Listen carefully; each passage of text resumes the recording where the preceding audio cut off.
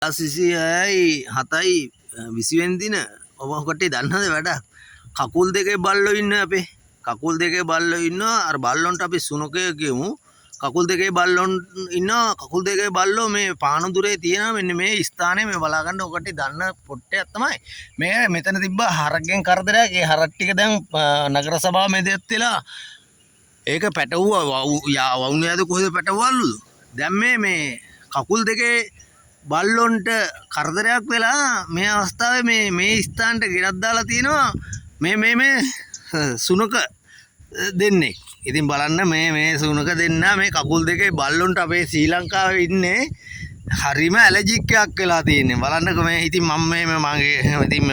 මම පිනට දෙන්න දෙයක් මේ නිකන් කරන දෙයක් ලොකුට කතා කරන්නේ නමුත් මේවා හැදෙන්න කියන්නේ මේ මගේ කණ්ඩ ගෙනාව බත් එක තමයි දෙන්නේ දැන් මේ අවස්ථාවේ මේ බලන්න බඩගින්නේ. ඉතින් මේ දාපු එකාට දාපු මිනිස්සයාට